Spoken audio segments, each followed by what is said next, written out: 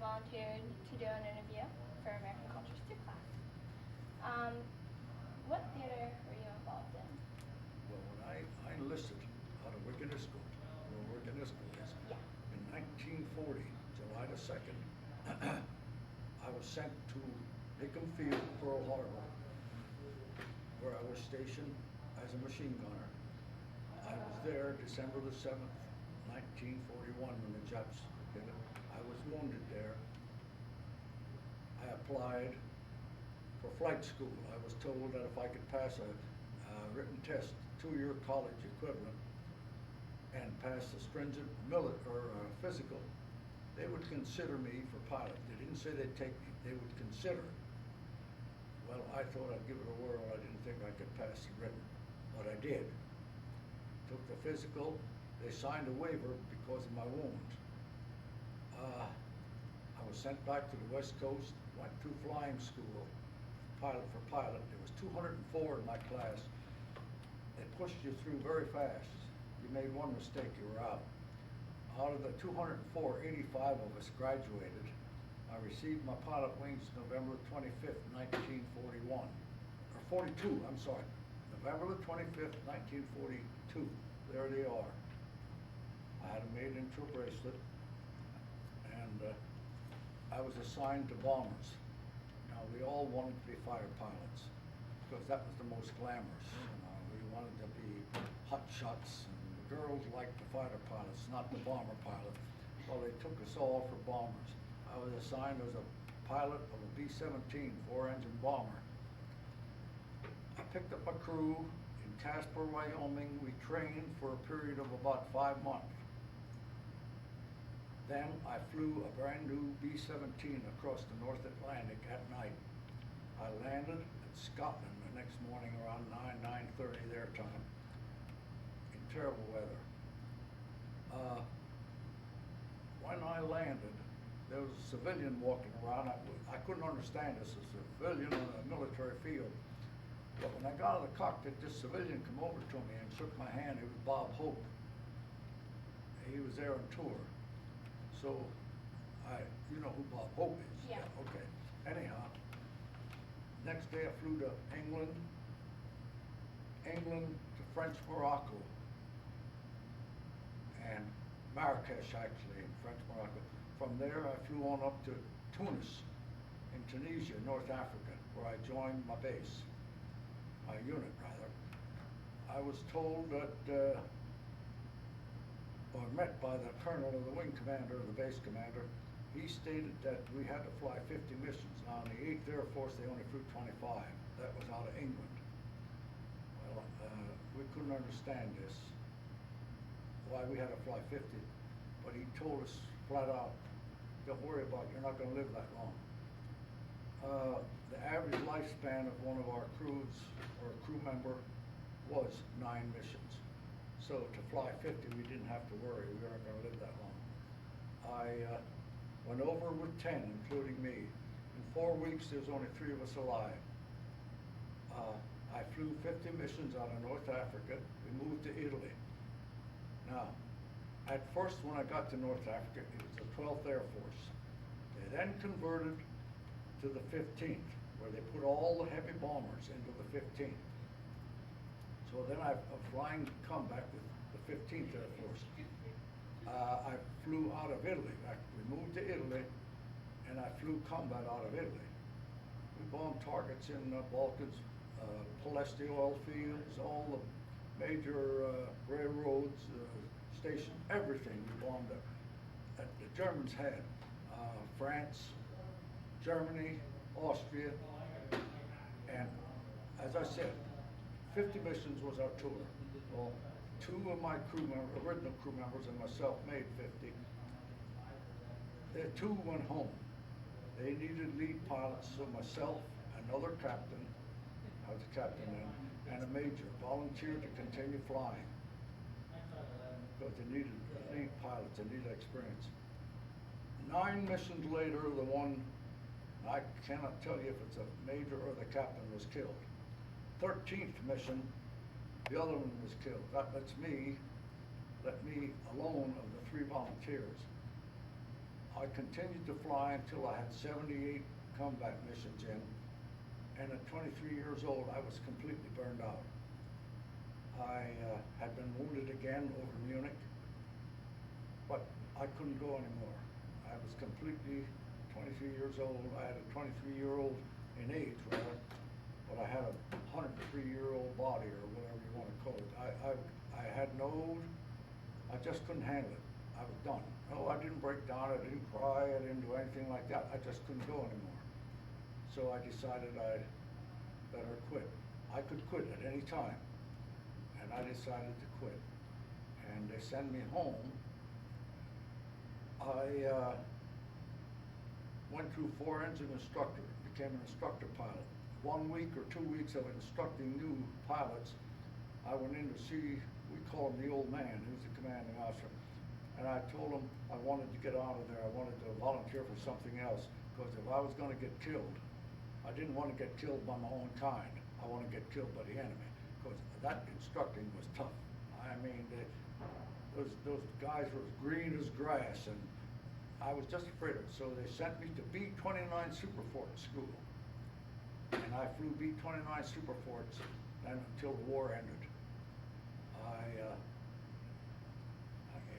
From the time I got in till that time, there was a lot went on. But that is the brief, that is answers your question, what units I flew with in World War II. Okay. Did you get drafted, or did you No, volunteer? I enlisted out of, well, it wasn't directly out. I graduated Wickeniska High School in 1938, and there was no jobs. So I went to work. I don't know, you're too young maybe to understand what a bootleg coal hole, bootleg mine. Okay, independent coal mine. That's the only work we had. So I went to work with my father in an independent coal mine. I worked there maybe a year, and a cave in, and I was pinned. My father dug me out, and when he took me outside of the mine, he stated I had worked my last day in a coal mine, and that I should join the military. That's the only thing that was around in those days. So I enlisted. My mother took me to Harrisburg, and I enlisted in what was then the Army Air Corps. It wasn't the Air Force back then. And I enlisted, like I say, July the 2nd, 1940. Did you keep in touch with your family when you were gone? Oh yes, I wrote to them. Sometimes when I was overseas, there were times I wouldn't get a mail 2 weeks, 3 weeks, and then I'd get 4 or 5 letters. And I had to, by the dates, that's how I read them. Yes, I kept in touch very, very much so. It's about the only thing, What did you miss during the time that you were gone? Well, I will say this, I missed the comforts of home. So as little as it was, we were very poor. I missed my mother, my father, my brothers and sisters. Food, because we didn't have good food at all. And the living conditions were terrible overseas, where I was anyhow. When the bombing at Pearl Harbor happened, what was your first thought, or what was the first thing you Well, saw or heard? At first, well, I'm going to put it this way. I had gone to breakfast that morning. I came back, sat down in my bunk, and I was going to write a letter to my brother. Now there was 50, I'd say about 50 men. I was on the 2nd floor in my wing. And they were all sleeping. There was one other guy, he was stirred, he had gotten up, and he was just sitting on the edge of his bunk. So I had gotten the date, I can remember distinctly, December the 7th, 1941, and then I wrote, Dear Bob, and I heard airplanes, lots of airplanes. And I just couldn't understand why the Navy was out on a Sunday morning having maneuvers. Why couldn't they let us sleep? I heard a bomber in a dive, or a plane in a dive, and then a tremendous explosion. Now I thought the plane didn't pull out and crashed, so I run over to the window and I looked out and I could see part of the harbor, Pearl Harbor, and I saw another plane coming down and he dropped something underneath. It was a bomb. and he pulled up, and about that time, an airplane come by the barracks window, and he started shooting at us, and he shot through the screening, shot off a chandelier, and it hit the floor. And of course, in the meantime, I saw a big red ball, and I yelled, "Japs!" And I dropped to the, and when he shot that off and crashed to the floor, everybody come out of it. We called them sacks, the bed, and we tried to get on the barracks. I was really scared. I mean, I couldn't understand what was going on. What, like, did you guys have to eat? To eat? Yeah. You mean after when the war started? Yeah. Okay. North Africa. This is a good example. We lived in a tent set on sand. We had a canvas cot. We had no mattress, no pillow, no sheets. We had one blanket. We had a little round mess kit and a metal cup, like about that size. Go down to the mess tent. All it was a tent. You walk by. Typical meal. They'd give you a spoonful of potatoes. They could hold that spoon up like this and it wouldn't fall off. It was powdered, and they'd have to take a spoon. Flop, it hit the mess kit. You go to the next station, they threw in a very, very coarse one we had meat. Fatty piece of meat, about like that. That dropped in there. You went to the next place, they had out of a garbage can, clean of course, they had brown, I call it brown water. It's supposed to be gravy. They poured that in there over top of your meat. Then you went to the next station and they gave you your dessert. It was always the same. Fruit cocktail, and they poured that on top of everything. Now you had fruit cocktail, mashed potatoes, if you can call them that, brown water, supposed to be gravy, and meat, all mixed together. You went out, you knelt down, we had no place at first where you could eat. So you knelt down in the sand and you ate that slop, so to speak. You couldn't drink the water, so we all drank coffee. The coffee was very hot, and the cup was metal. So I know because I tried this. You put it to your lips and burnt your lips. So you set it down in the sand until it got cool enough that you could drink it. When the cup was cool enough to drink, the coffee was cold. These meals we had day after day after day after day. And they weren't very good. Not at all. Was it hard in pilot school? It was very difficult. If I would have studied in high school, like I had to study to get through pilot school, I would have been a regular Einstein, believe me. It was tough. Lights were out at 9:30 or 10 o'clock. Now you didn't have to be in bed till 11. The bed check was at 11. From 9:30 to 11, I studied in what we men called the head. You know exactly what I'm talking about, the restroom. My seat was the throne, if you know what I mean. That's where I studied for an hour and a half to get that extra hour and a half in. There was 4 high school boys in the class of 204. The rest were all 2-year college, 4-year college, and 30 West Point cadets finishing their last year. And when the 85 graduated, those 4 high school boys were still there. Because we wanted to fly, we wanted the job. And I'd done everything possible. There was no cheating. Because if you were caught in a cheat, you were gone. You were gone. It was honor. The honor system that, to this day, I think is one of the greatest things. It taught you not to lie. It taught you to be right with your fellow man and so forth. And you didn't lie. They would trick you, trying to get you to lie. You didn't do that. Oh yes, I studied hard. But I was one proud human being when they presented me with my wings, so it was worth it. Can you still fly them? Oh yes, I hold a commercial pilot's license. I can fly single or multi-engine. Yes, I can still fly. Were you close to any of the people that you used to fly with that died? Yes. Well, they died with me. Not with me, but in my plane.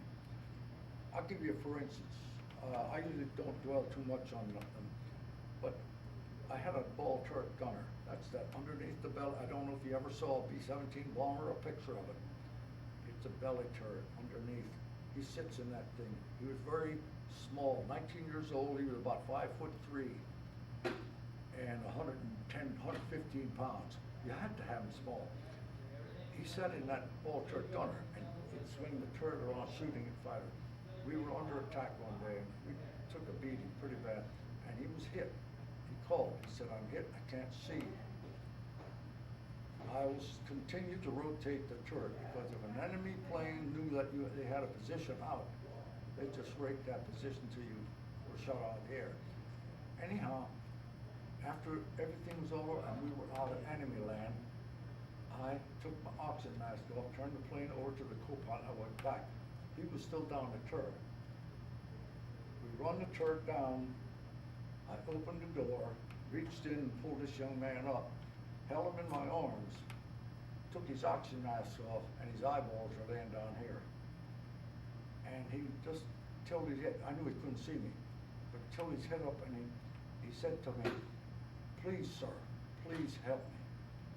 And I said, "Hang on, Sarge, I'll get you home." And he died right there. Yes, I was close. I had a man sitting right here, killed right beside me, so, you know, I was very close. Did you spend most of your time fighting? Beg your pardon? Did you spend most of your time fighting? Yes, I was, it seemed I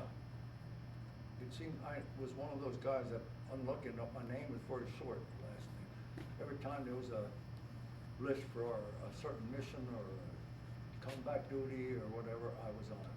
Of course, I did this myself a lot. I volunteered for some of that stuff. Yes, I did.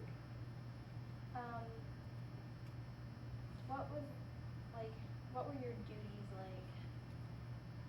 Were you just like the main pilot all the time, or were you? Okay, when I first got there, I was strictly just the first pilot. I was in charge of my 10-man crew. Well, 9 other ones beside me. Then, as I was able to luck out, I lived through so many more, I wound up flight commander, then squadron commander. I led squadron. Then I went to group commander. I could lead groups. And there were times that I led 1,000 men. Well, that would be 100 bombers over Germany. 23-year-old captain, and I led 100 bombers over Germany. Yes, I had, you know, because I think I was lucky enough to live long enough, I did have responsibilities that people, I don't know how you can explain it to people. They were tremendous. What was like your favorite place you visited, like country-wise? In enemy country? Any country. Okay, I always loved, I don't know if you, today, the teenagers and so forth, they don't ever like the same, I know they don't, as we did. I always loved Johann Strauss waltzes, the Blue Danube and all that. I loved them dearly. And so when I flew over Austria, it reminded me of Johann Strauss, and also it looked exactly like Lancaster County and so forth, beautiful farmland and so forth. I don't know if I wanted to, well, I know I wouldn't have wanted to be shot down over there, but I always liked that, and I loved the Alps. The Alps were beautiful. The only thing is you usually get shot at when you're over. Did you receive any awards? Beg your pardon? Did you receive any awards? Yes. I hold a Distinguished Flying Cross, 2 Purple Hearts, the Air Medal I won 12 times, Presidential Citation for World War II. We're only talking World War II. I also won a Presidential Citation in Korea, but for World War II, and numerous battle stars and ribbons and other medals, but they were the main. What are the Purple Hearts? Purple Heart is for being wounded. You get a Purple Heart for being wounded. And was wounded twice, World War II. What rankings did you withhold? Okay, enlisted, I made it to corporal.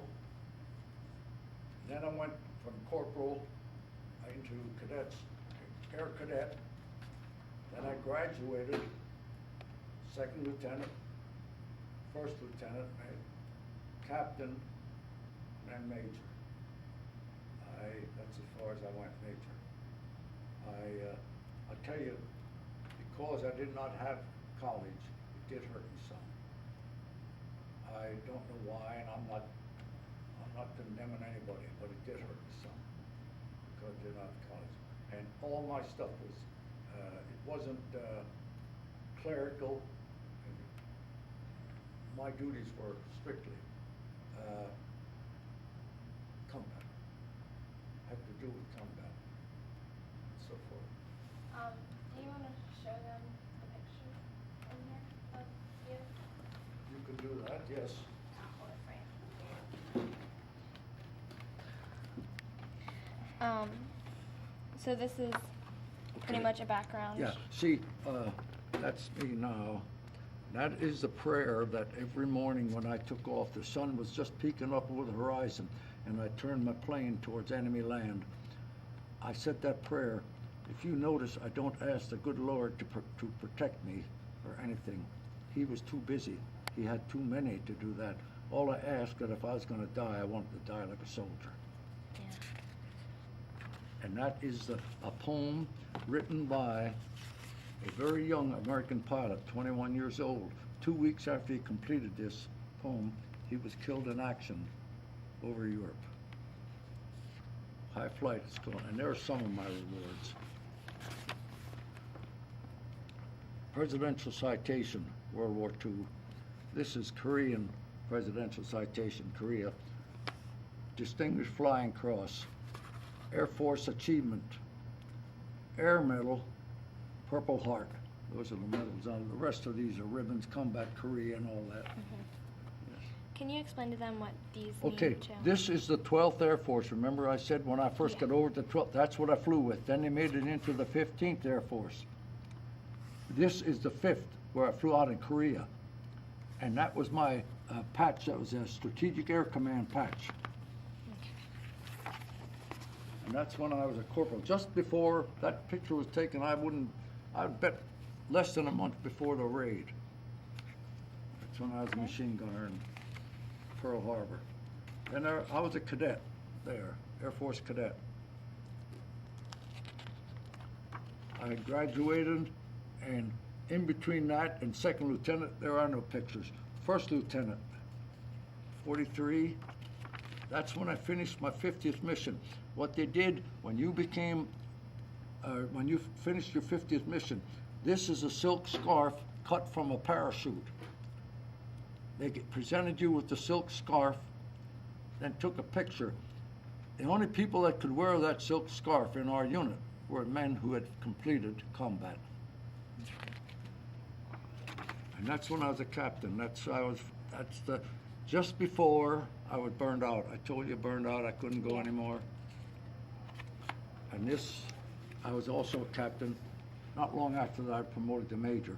But that's in the cockpit of my B-29. This is over North Korea at 34,500 foot. And that is the only ones I have in there. I don't know if you really want to see that. Yeah, you This can is- explain it to. This is the flag. As I said, it is not a flag per se, it's a banner. We bombed Tunis. We smashed the headquarters. And I went there a few days later and I saw a little bit of red sticking out of the rubble. So I moved it to the side and you can see it's dirty. And I picked it out of there, and I've had this ever since. This is 1943. Would you like to get hand of this? We can hold it up for her. How do I zoom out?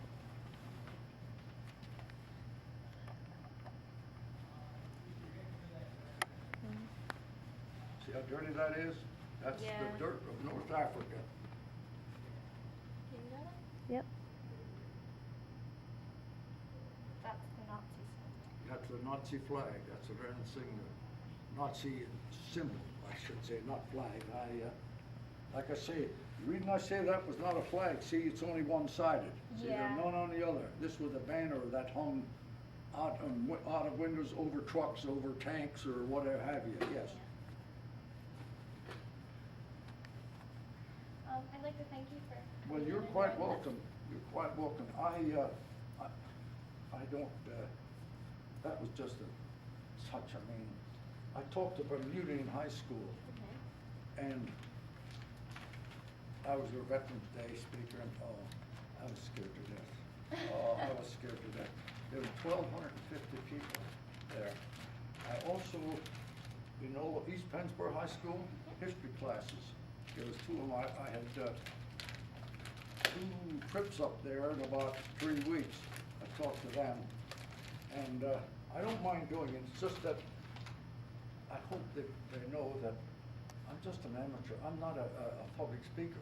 Yeah. You know what I mean? I can't do that. I can't. I brought this, but I know you don't have time. But this is this we book got- here. Yeah, we have a lot of time in it.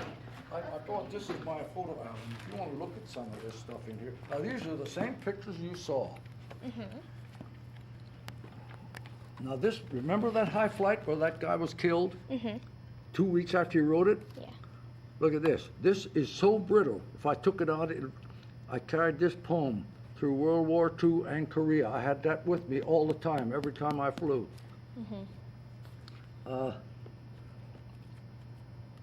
Some people wrote me important letters. That is the duties I had. You could get as much out of this almost as out of what I spoke.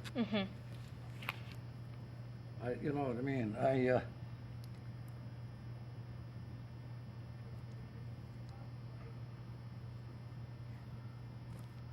it's getting. Yeah, beat there up. it says about the missions you Yep. flew. Yep. So, Are these like certificates you got back here? yes, I'll show you some of them then. Okay. This, that's the boat I went over when I was enlisted man, over to Pearl Harbor. Boy, was it crowded. And these pictures you did see. Yeah, that's a diploma from the school for armament, machine gunner and so forth. I have them all mixed up. I'm afraid you, and that's my unit at Pearl Harbor. And I'm in here somewhere, and that's the plane that I was a gunner on. An ugly looking sucker. And here I am in, this is Pearl Harbor. This is Royal Hawaiian Hotel. I don't know if you ever been to Hawaii. Well, that was something big back then. Well, about 8 years I was over, 8 years ago. You can hardly see, well, you can't. You've got to go around the back to see it. There's skyscrapers all around that thing. That was very plush then. Here's the mess hall at our barracks. This is our barracks. There's the second story. Right there is where I was, right in there. That's where I was, at parade ground. There's some of the buddies and so forth. That's Pearl Harbor again. And that's my insignia, my bomb group that I was in Pearl Harbor. And that's the class for machine gunners. That's me there. Oh, here. This was our barracks. Look at the floor, how shiny. And there I am. This fella here was in the next bunk right over from me. After the raid was over, I was going to go to the hospital because my face hurt me and everything. I was really sick. I walked by outside the barracks and I found him, but his head was missing from here up. So he got killed at Pearl Harbor.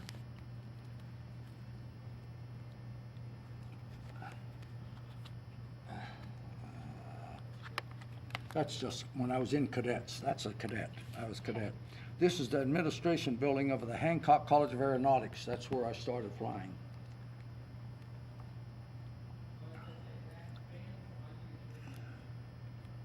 I got some, I don't know what half of them are there. This was a 1940, a menu. I saved that of our Thanksgiving Day. Oh, it was good. I think that's one of the last few that I've had. And here is Hancock College of Aeronautics, my diploma from that.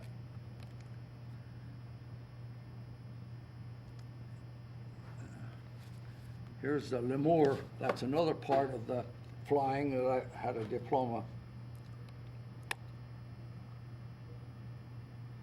And this one here is when I got my wings.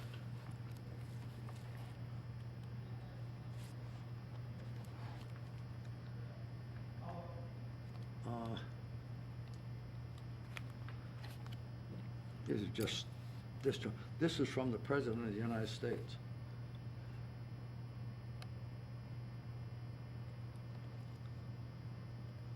And there's another certificate. Now here, when I was learning to fly the B-17, Flying Fortress, it was Casper, Wyoming. My girlfriend from Gratz, you know where Gratz is? Mm-hmm. She's the only girlfriend I ever had, believe it or not. She came out, we got married, and she's still my wife after 60 years. There she is. This is my bombardier there, and there's a little girl from out there. There's my bombardier and his wife. This is later on. I came home on furlough just before going back over. There she is, and that's later on with our daughter. The daughter's now 60 years old. Oh, Lord. How long have you guys been together for? How many years? Did you We've say? been married 60, going on 61 years. The only girlfriend I really ever had. I didn't want any more. She was the one I wanted, and that's it. There, they took that picture when they finished my 50th mission without the hat. There is the B-17. Remember the ball turret gunner I told you about, Yeah. the ball turret? That's where he was, Okay, I understand. down in there. The first man killed was this fella. That's his grave in North Africa. That's my tail gunner, or that's my ball turret gunner, I'm sorry. That's him. That's the one that died in my arms, right there. And this guy's my tail gunner, he was killed. So, these are old film and old pictures, you know. This is Wyoming here. Like I said, they're all mixed up. I just saved them because I was afraid I'd lose half of them. This is when I came back from my 50th mission, Red Cross girl. They'd give us coffee and one donut. Well, today I was special. I had 50 and she gave me 3 donuts. So, and here's my crew in Casper. That's a chaplain. Discount him. Out of that crew, 3 of us made it. Him, and of course me, him, and him. All the rest were killed. Kind of scary. And there I'm receiving the Distinguished Flying Cross. And in Italy, we had our tents in an olive grove. These are olive trees. That's my tent there. We lived in tents. This is from Lawton. I belong to the church there, and they sent me this. I saved it. This is, I only did this with this fella, the first one I had killed. There it is. I had to sign for his stuff, and this is North Africa. This is desert. Hot, hot, hot. This is our tent area. We were on sand, and this is how we lived. Till I took off. Oh, we had no shower when I first got there. For 4 or 5 weeks, we had no shower. Smell. You took a bath. It was nothing to see 25, 30 guys in their birthday suits out taking a bath out of their helmets, steel helmet. That's the only water we do. You couldn't drink the water. We had no shower. My wife said, "Oh my goodness," she said, "didn't you smell?" I said, "Sure," but everybody else did too. So I could whistle. I had 3 sets of flight coveralls, flight suit, and I could whistle. I always tell people, I stand them in the corner and I could whistle. I want the one in the middle and it'd walk over to me from sweat. It was terrible. citation of units, I got that in there. These were in the paper here, Lycans and so forth, in Harrisburg. Awards of Distinguished Flying Cross, there I am. And these are commendation letters that I received from my unit commanders and so forth. I got a few of them in there. Yeah.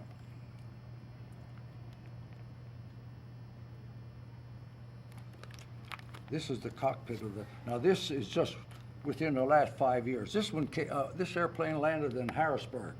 I live in New Cumberland, so I went down. There it is, and I got up in the cockpit. There I'm sitting in the cockpit again. And this is the cockpit, that's my position there, of the B-17 that I flew.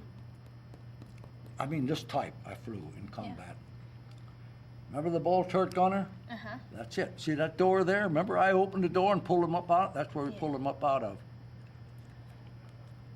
This is going back to through the bomb bay. The bombs hang here and here. You had to get through sideways. You can see you couldn't bend too, well, if you were too fat, you never made it. Mm-hmm. We were all pretty lean. That's just, I don't know, that's just something.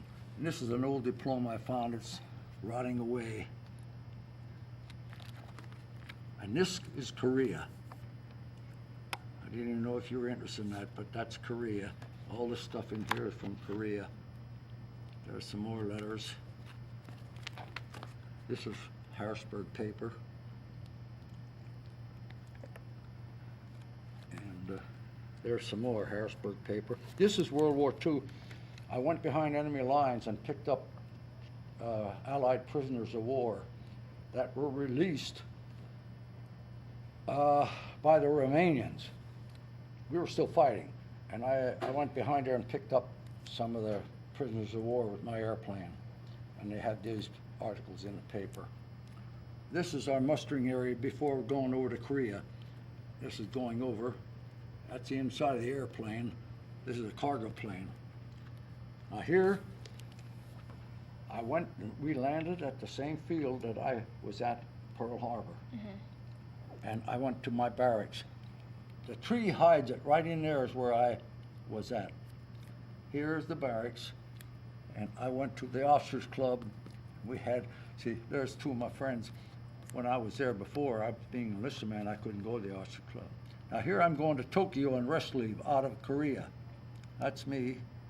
And here's in Tokyo. I had my buddy take a picture, not because to take a picture of me, but you see this?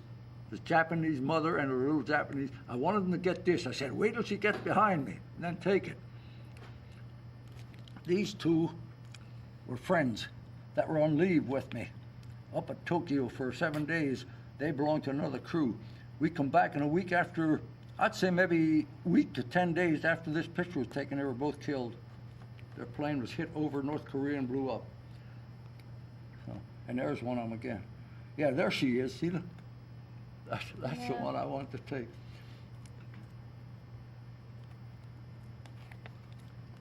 This is the hotel we stayed at on rest leave, Mount Fuji.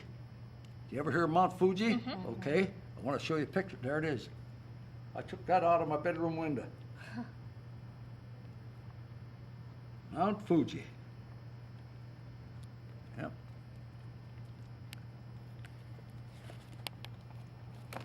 Come on in there. And this is I gave the camera to my bombardier in my B-29. We come back from a mission, a night mission. This was in the morning. It was not your daylight. And I said, I want a series of landing, pictures on my landing. There's number one. We're over my base. 2, I turned and I'm out there's the runway. 3, I turned around. You see it? Mm-hmm. 4, getting closer. He kept snapping. 5, 6, 7. Look at the shadow. Mm-hmm. My airplane. 8. There's the shadow. Touchdown. This is the airplane. Notice we shot down a MiG right there. my position, that's my name there, my position was right there. I named that plane the Miss Donna K after my daughter. I came home and they gave it to a captain there after I was finished with flying. He took it, and a week to 10 days after he took it over the airplane, he was over North Korea and a night fighter jumped him and hit the plane with a rocket, and it blew up, killing all men, and that plane went down in pieces over North Korea. The Miss Donna K, that was my daughter, after my daughter. This was after a tough night mission. My enlisted man asked me if I wouldn't come over and have a drink with him. Well, now that's a no-no, actually. I said, yeah, I would. I'm no better than anybody else, see? And they respected that, so we had that. There I'm at the controls. This is my ground crew chief. And that's me. We're talking over. Now, there he is again. He was 6'4" at least. That's the tail of an airplane. He's way up in the air. I took this to show you how big that, not you, but everybody, show how large that tail with the bomber tail. This is my crew.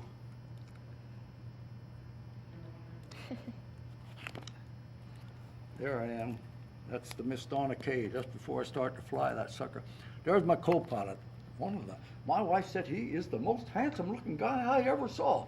He just was out of school, college and flight school. One crash landed there, and I got a picture of him looking at the girl. He liked his girl, boy, women. I'm taking off on a mission. That's him. He had a very bad cold that day, and they gave me another co-pilot. He took this, and behind him was my ground crew taking a picture of him. The end of the runway is right there. I'm taking off in the airplane. I hope I'm not boring you with this stuff. No. There I am again. There's the crew. This is what we did. We lined up, had them lined up just before crawling in the airplane. There I am with the clipboard. We're all in parachutes. I brief them, call them to attention, left face them, and every man checks the guy in front of him, parachute. I walk behind, get this guy's, then I come up here and my co-pilot checks mine. Then I dismiss them and we get on the aircraft. Radar man. There's my co-pilot, my bombardier, and joking. See, you'll get a bang out of this. See that? We dropped that bomb that night over North Korea. There's the crew. I had a colored,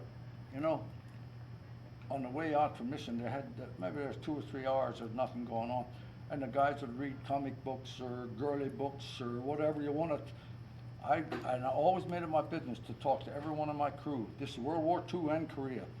Before we went over the target, I wanted to talk to them, just a few words. And when I would get to him, it was nothing to find him reading Shakespeare, Macbeth.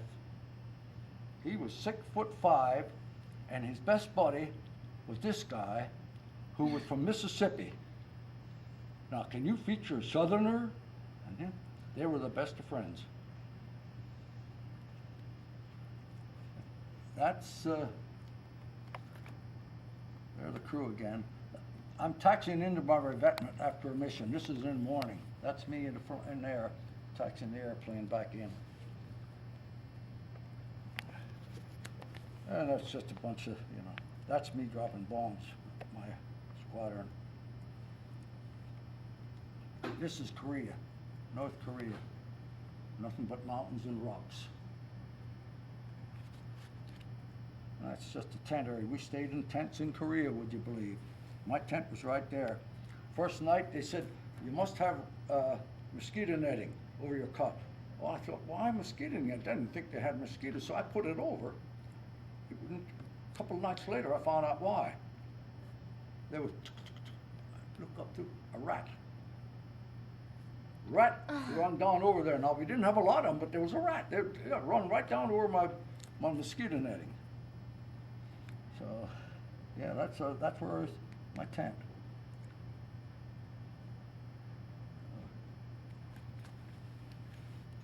This is a kind of a sorry tale. That guy there is half lit. He's altogether lit. That was the assistant football coach at North Carolina University, recalled. He was a bombardier. Back here sits the, yeah, there he is, the pilot. And this was the radar. This was the co-pilot. He just proposed by telephone to his girlfriend. She said yes. He had the ring bought. It was over a carat and a half or somewhere pushing that. And he brought it to the tent. Now this is what tent we slept, and that's me writing a letter here. And he showed us the ring. And he celebrated. They were celebrating. Don't get me wrong, I was no teetotal. I had a mixed drink, but that was it, because next day I had a fly mission. The next evening they had a fly mission. When I come back that next mission in the afternoon or evening, I come up to my tent. I saw them down at their airplane. They were crawling in the airplane, getting ready to go. I come in through the tent, and I heard the engines on takeoff. They were, you can tell them, they were roaring and going down, and then I heard an explosion. They lost an engine on takeoff, and then lost another one, and they piled in, and every one of them were killed. That was the day after. You see this picture, every one of these men were killed. I don't know what happened to his carat and a half, but he was engaged about 1-2 days, period. So, and that's my discharge. There you are, there's the medals.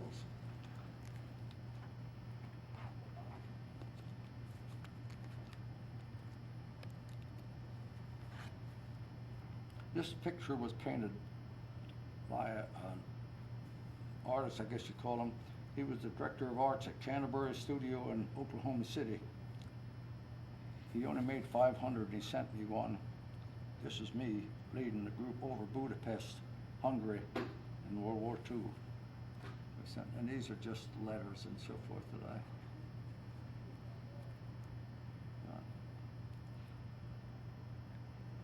Is that you? Yes, Yeah? yes.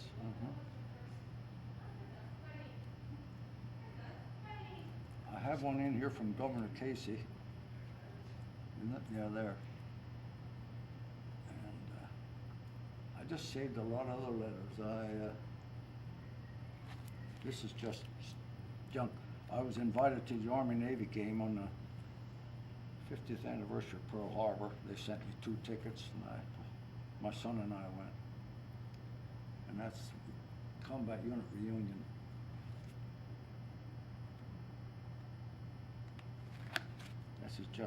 This is a comedy. This, you almost should read this. This is when if you did make it, they sent you home. Some guy wrote this, it's just not but laughs. It's a joke, you know what I mean, a big joke. And then this, yeah, that's part of it. This is, oh no, that's the Uncle Hank. I see, that was from my cousin. That's for Veterans Day. Letter, yeah, I had something. This letter I wrote, a Marine buddy of mine, Wiccanusko, was killed in Saipan. And they wrote to me and told me. And then I wrote this letter back to them. She gave my sister this letter about a year ago. Said, I saved it all these years, would you give it to me? And I put that in there. And that's East Pennsboro School District. Did you give a speech there? Yeah. And I think that's about it. Yeah, this. Oh, Bermudian Springs High School, I think this is. Guest speaker. That's those 1,200 and some people I talked to. Yeah. But that's it. I didn't know if you wanted to. When you said that you know, if I had any of this, I'd bring it up. I'd do that. Yeah. I hope that I didn't bore you, or No. you got something good out of it. Whatever. Learned a lot. I don't know. Well, I had some made, and I didn't know if you needed this for your, what you call it, Of course, that's me again. You saw that picture, and you saw this one. Oh. And then here, I'm getting, after 50 missions, getting from the Red Cross girl. But I had, now you don't get me wrong, I'm not pushing these. I just thought maybe, and that's in the cockpit of B-29. Okay. I didn't know if you needed any for your studies or not.